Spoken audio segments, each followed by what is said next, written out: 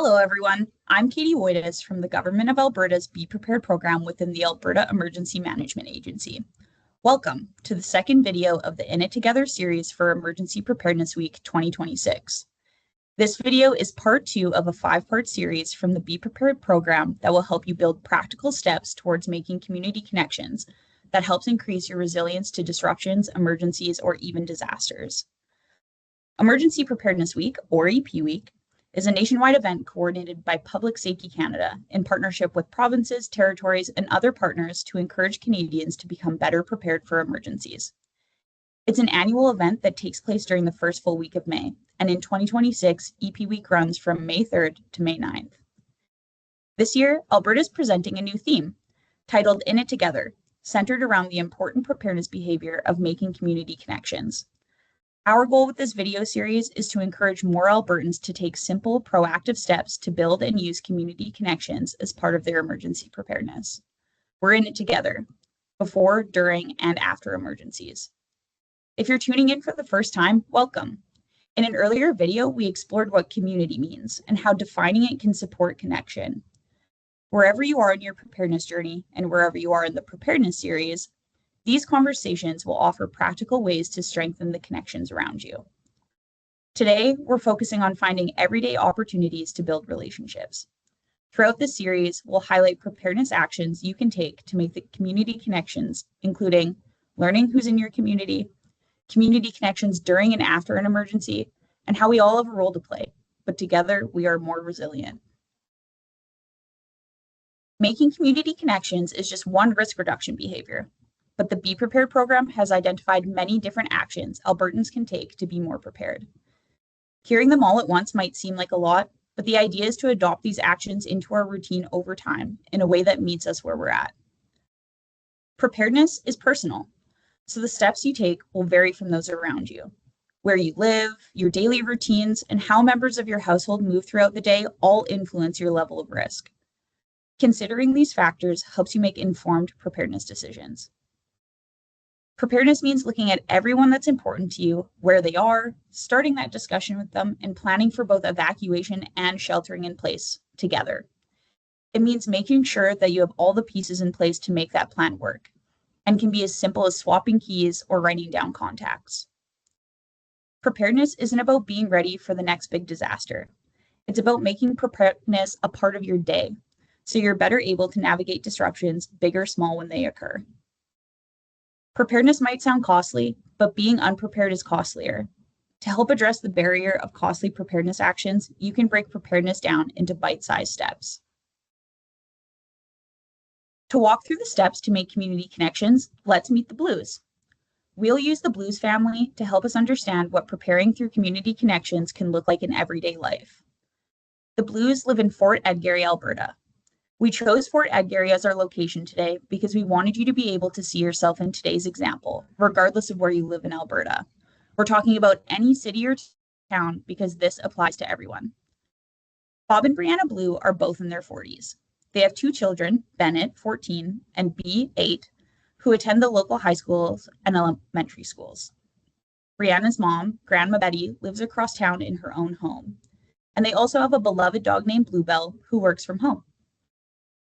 The Blues have been through an emergency before, and since then have learned through the Be Prepared program that there are different risk reduction behaviors or preparedness actions they can add to their routine over time to build resilience against disruptions, big or small. They learned a lot during this experience and noticed a few challenges they had when the emergency occurred, including not having a contact list of folks nearby who could help Bluebell evacuate while they were out of town, not knowing which neighbors may be around the community to check in on their home or grab supplies they might need while the Blues are at work or school, and not feeling confident asking the people around them for help. From their own experience and from what they learned through the Be Prepared program, the Blues learned that there's a name for the gaps they experienced during the emergency, what Be Prepared likes to call making community connections. And they're not alone. The 2025 Preparedness Survey of Albertans taught them that only 12% of Albertans reported having a community support system, which got them thinking about what their community looks like and how they might work together during tough times. Yesterday, we walked through the first step of making community connections, discovering what community really means, identifying the various communities that each household member is a part of. Now that we better understand the spaces we're a part of, we, alongside the Blues, can look for opportunities to connect with these communities and to learn why it's important. As we've recently learned, community can take on many forms of social groups: neighbors, coworkers, faith groups, sports teams, or people connected by culture or shared interests. The Blues live in Picard Park and know they want to make better connections in the neighborhood, but they also identified other communities they are a part of or wanting to join. Bob is a wilderness expert and works in the forest on the outskirts of the Stocky Mountains. This mountain range borders Fort Edgarry, but is a provincial park, which means in addition to being a Fort Edgarry community member, Bob is also a member of the provincial parks community because of where he works and recreates. He's also an avid cross-country skier in the winter and cyclist in the summer. Brianna is a nurse, has recently joined a book club, and loves rock climbing in the park with Bob and friends. Bennett plays hockey and has joined his school's outdoors club. Similarly, young B has joined their community theater's drama program and plays soccer in the summer. These activities sometimes take them to different towns in Alberta for practices or competitions. Together, they're members of their local sports and art communities and the carpool communities they participate in for their activities. Grandma Betty is across town in her own home and volunteers nearby at the German Cultural Center with their Meals on Wheels program and in her local community garden. Bluebell relaxes at home until her loved ones return. She's also a very valued member of the neighborhood watch team and sometimes goes out for walks with a nearby neighborhood friend. Remember, preparedness is personal. Each member of the Blues family has their own unique needs and interests that shape their networks. They have individual communities they're already a part of, communities they share as a household, and spaces they might like to join together or on their own. Just like the Blues, you may already be a part of several communities without realizing it. Your community members may have historic knowledge or lived experience regarding local hazards.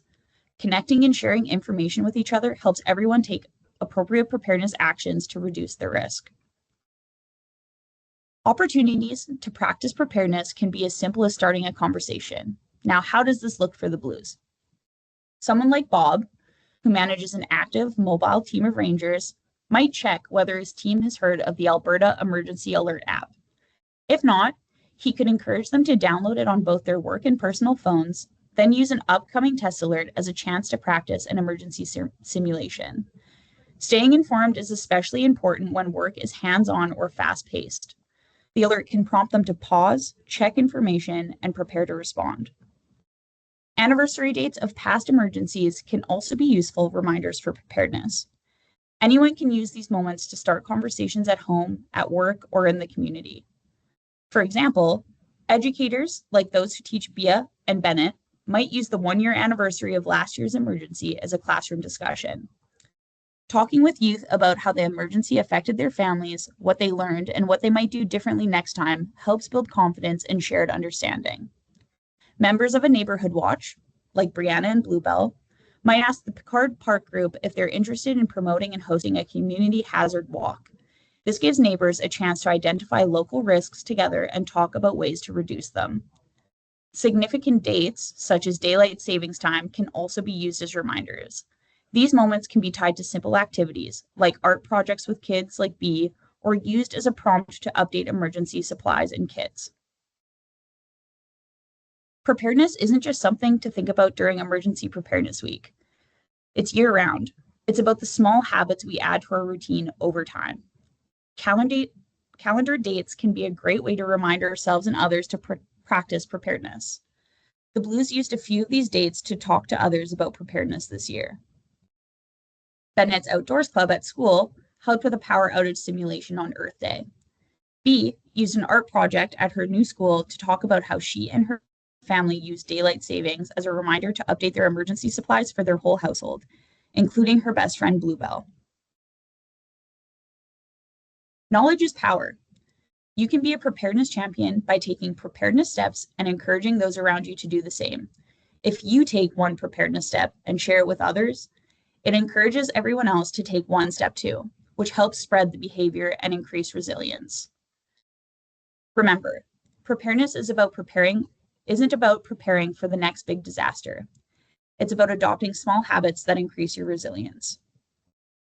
That could be something as small as keeping a snack in your bag every day, to starting an emergency fund, to keeping items in your vehicle that could come in handy for the season. The Blues have made an effort to share videos, be prepared resources, information, and suggest community initiatives with their new connections. Pause this video to take a moment right now and think of 3 preparedness actions you could take over the next few months. Write them down and keep them on your fridge so they stay top of mind.